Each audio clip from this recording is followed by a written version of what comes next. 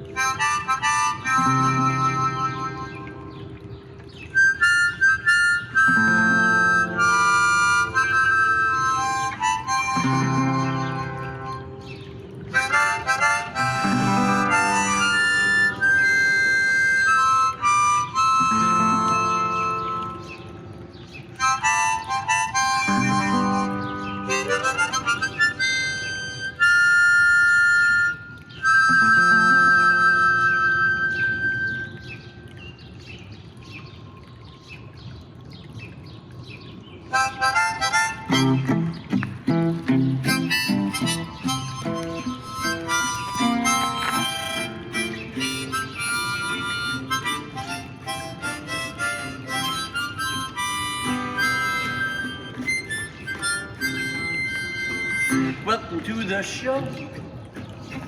Welcome to the show. Welcome to the show. Welcome to the show. Oh, the Mr. Marty Show. The Mr. Marty Show. So glad you're here. So glad you're here, my friend. Pull up a chair. Gonna fill you with joy, gonna fill you with such great cheer. You're gonna let out a great big cheer. Yahoo! For the Mr. Marty Show. What do you see?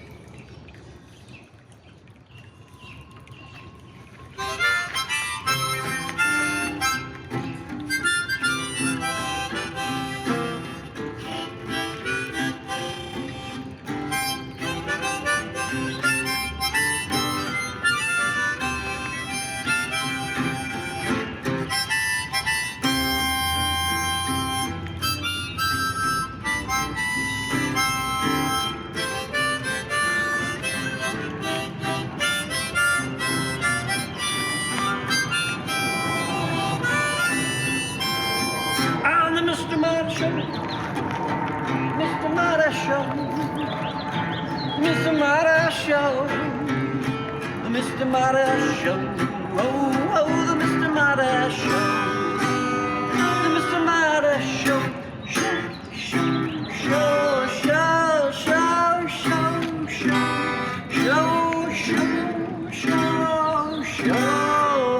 show, always something happening on the Mr. Marty Show.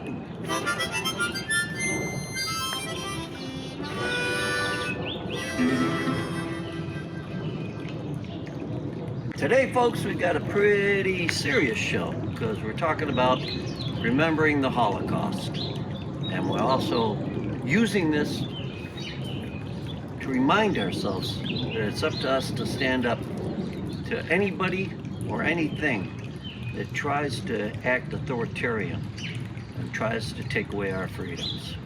So that's what this show is all about. Let's remember those that died needlessly over a very few selfish people.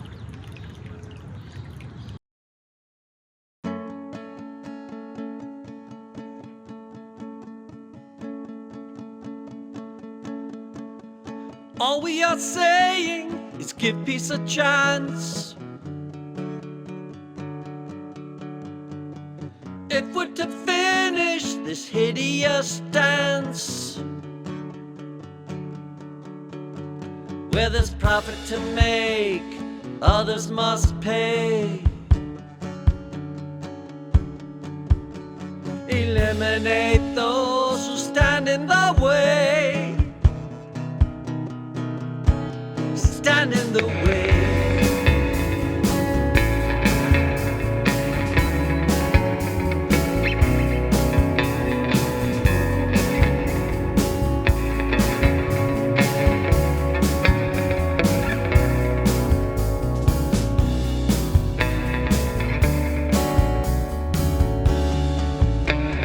Push of the button, we're back at war.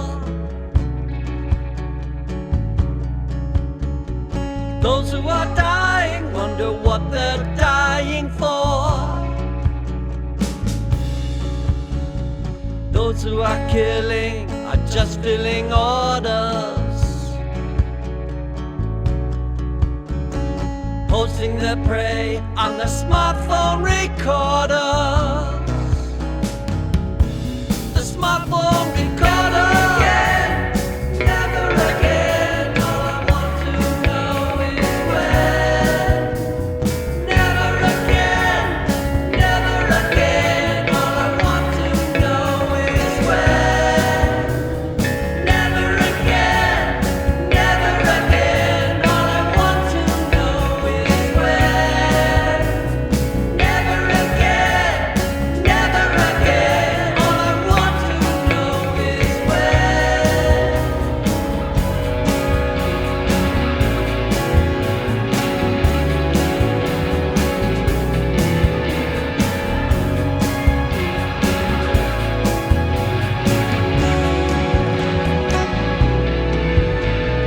Can we cure hate before it's too late? Can we cure hate before it's too late? Can we cure hate before it's too late? Can we cure hate before it's too late? Can we cure hate before it's too late? Can we cure hate before it's too late? Can we cure hate before it's too late? Can we cure hate before it's too late? Can we cure hate before it's too late? Can we cure hate before it's too late?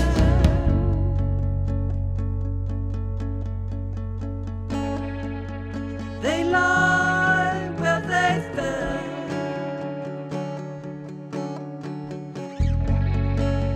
They lie when they tell.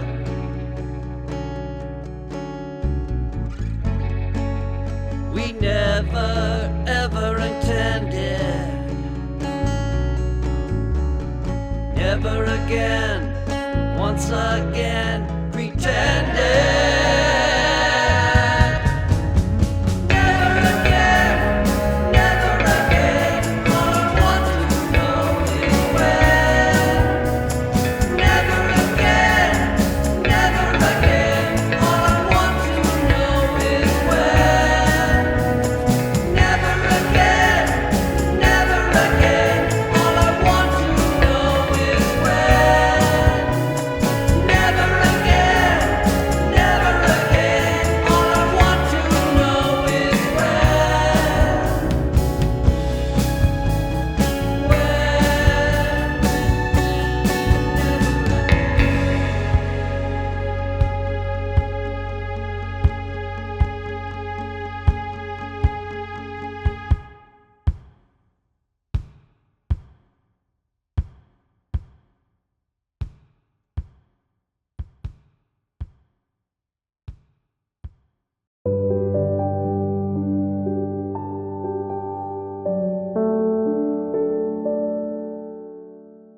Hi, Mr. Marty fans.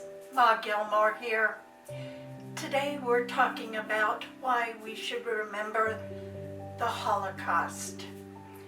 Now, time has shown us that about every 100 years there becomes a moment in time that we have to repeat and keep repeating. Why is that?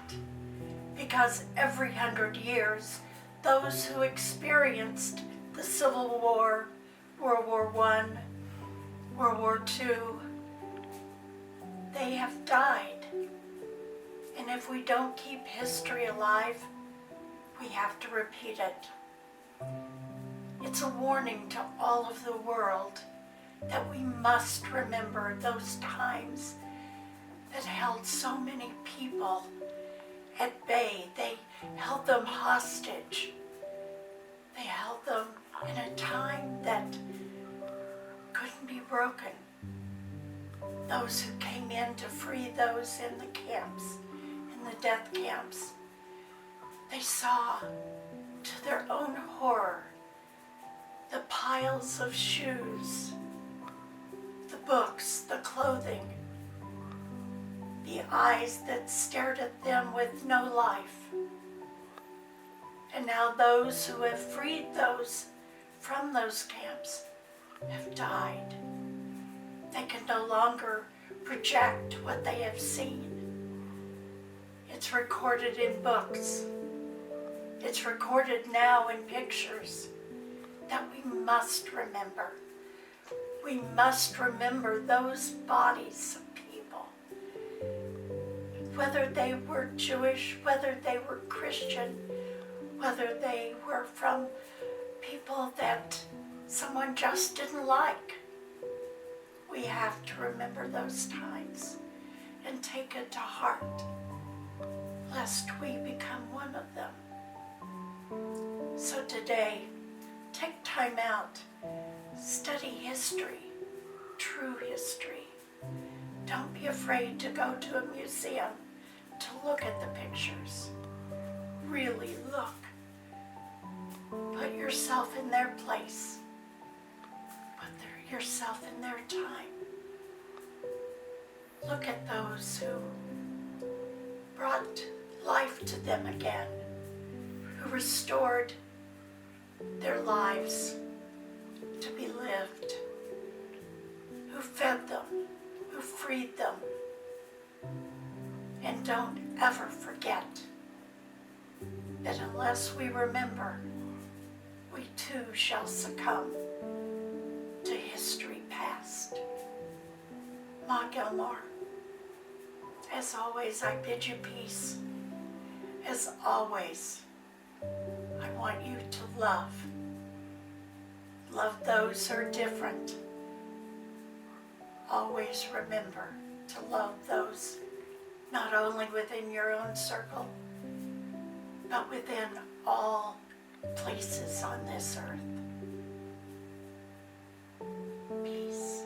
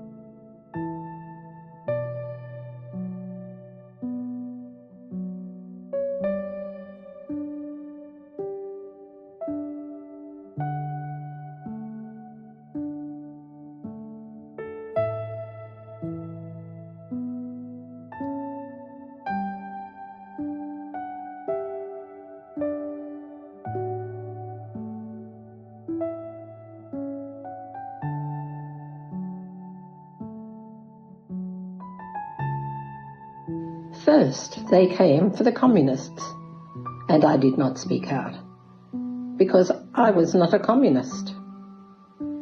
Then they came for the socialists, and I did not speak out, because I was not a socialist.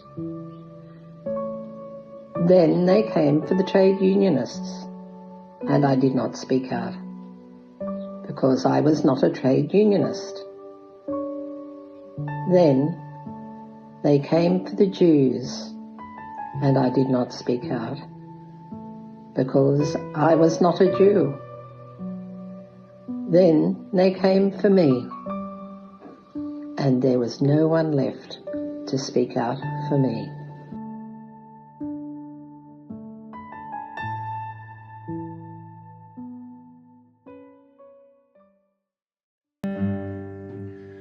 I see your face, all is not well. You try to hide it away, but it's easy to tell. But just stick to your guns, even though you know it's true. The thing you love is killing you. When you were a kid, inspiration called. Slowly you narrowed it down to a desk and a wall. You pour out your soul to a world whose indifference is spelled out for you. The thing you love is killing you. The thing you love, it won't let you sleep. Your house out of order, resistance weak. And what could you offer with such desperate eyes? You tried to recover a year at a time, and when it's all over, what conclusion do you come to? The thing you love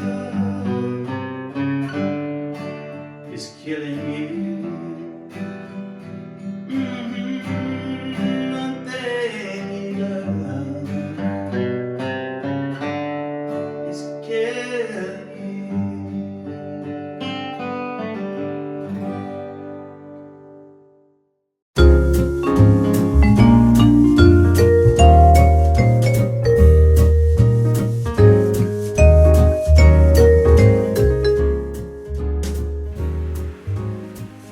Hi, Mr. Marty fans.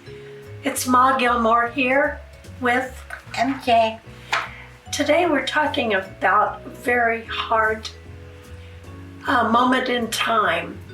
And neither one of us were born at this time, but we have a key eye on the Holocaust. We've been taught, and we have had history lessons about it. And it's really a hard concept for each of us to, in our hearts, to believe that this could go on, but it did. MJ, what have you found out? Katie and I, maybe it has to be about maybe 6-7 years ago, we went to Washington, D.C. And we visited the Smithsonian, and we visited other points of interest. And I visited, along with Katie, the Holocaust Museum in Washington, D.C. Now Katie got a little angry at me because I spent like 3 hours in this museum. The United States Holocaust Museum in Washington, D.C. is the nation's official memorial of the Holocaust. It opened in 1993. It serves as a powerful reminder of the atrocities committed during World War II and aims to educate visitors about the dangers of hatred, anti-Semitism, and genocide. The key features of the museum: a permanent exhibit, a three-floor chronological journey through the Holocaust, featuring historical artifacts, photographs, personal testimonials, and films. There's a Hall of Remembrance, a solemn space where visitors can light candles and reflect on the victims of the Holocaust. Daniel's Story, an interactive exhibit designed for children and families following the life of a fictional Jewish boy during the Nazi rule. The Survivor's Wall, a display of photographs of Holocaust survivors who eventually settled in the U.S. Special exhibitions, rotating exhibits that explore related themes such as contemporary genocide and propaganda. This museum is located near the National Mall and offers free admission, though timed entry passes are required during peak season. It is a deeply moving and educational experience, encouraging visitors to reflect on the consequences of intolerance and the importance of human rights. This museum is just like, I will never ever forget it. Like you said, you walk in and I was telling Ma Gilmore earlier, there are boxcars that represent how these people were treated and how they were put in these boxcars. There's artifacts of like shoes and different articles of clothing and different things like that that were left behind. There are movies of people being put in gas chambers and what happened, and mothers and children and fathers being separated from each other. I mean, you could almost smell what was going on. It's a very immersive museum.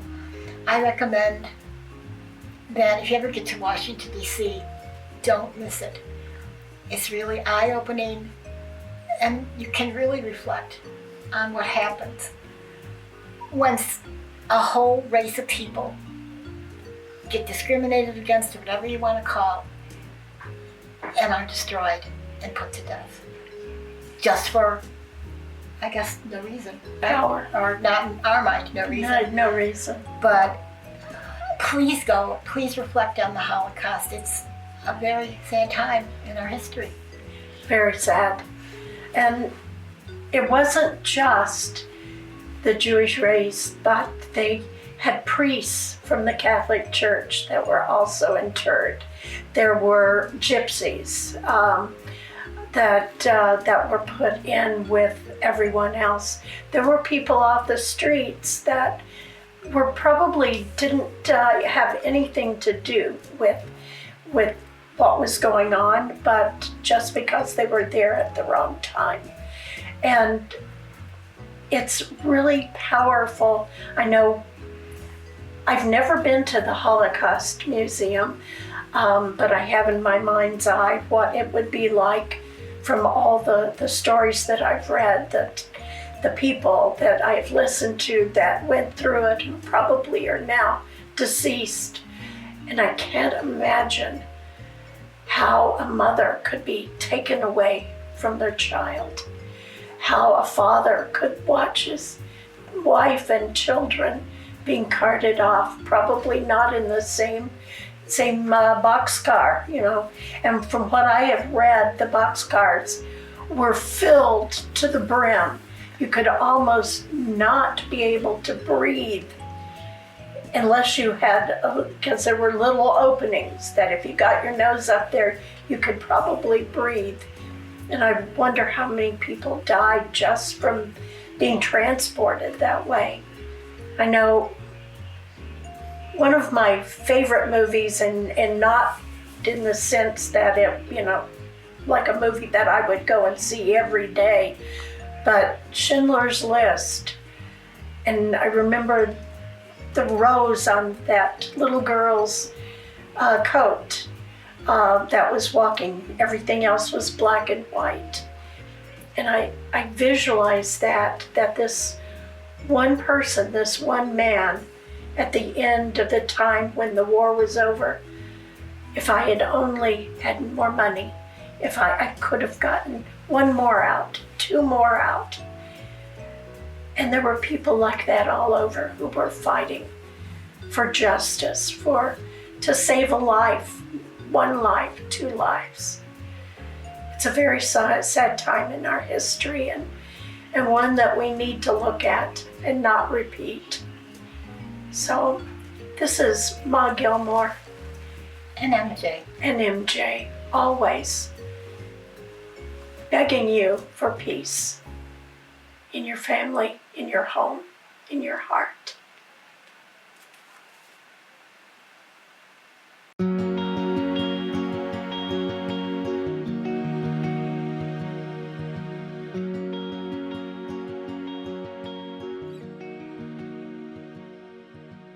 Hey everybody, welcome back to In the Studio. It's been a while. And I have an art show coming up the first weekend in June. So I would like to prepare just a couple pieces so we have something fresh and different for this show. And it's time for me to come back to the One-Eyed Project. And the One-Eyed Project is something I really like because I believe there's a little more power in one eye than two eyes, especially when put as a painting on canvas. Draws your attention to just that one eye.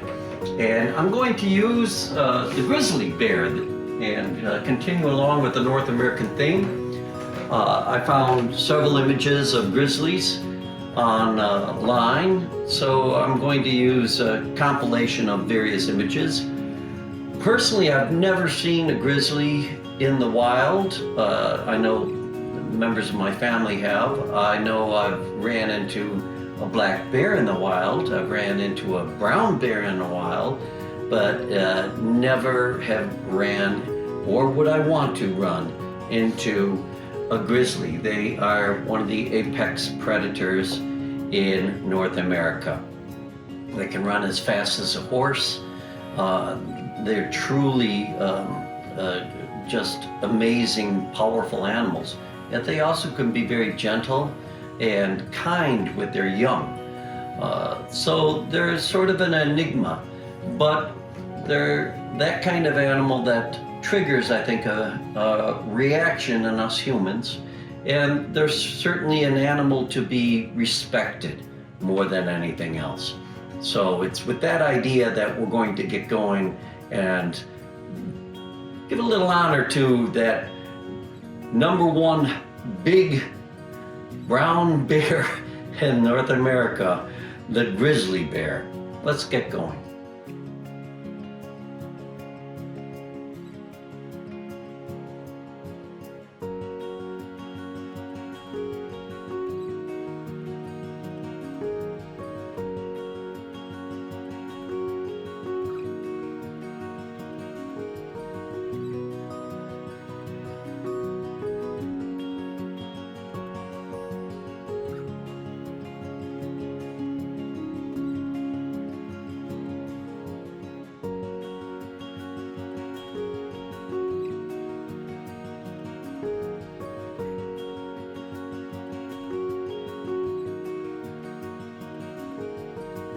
So now you can see, as I keep adding a little more detail, this is all just kind of guides for me.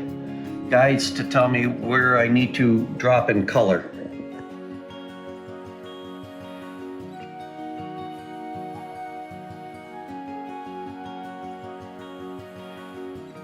Spent a little time just defining. I had the eye originally here. This is funny how things happen. I mean, as you work to try to get things, you shift. So the eye, I've moved it about 4 inches. As I had the nose and mouth, here's where the original incisor was. Look at that distance.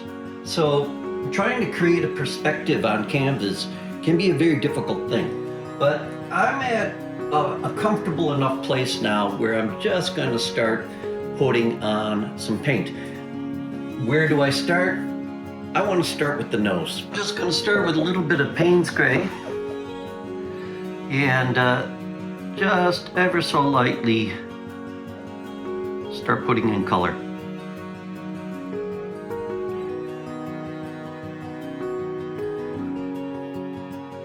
You're thinking this looks like something out of Moana, you know, on the ship, but believe it or not, those are the nostrils. We're getting a little more definition of the tongue. I gotta kind of get the rotted teeth in and then start bringing this a little more to life.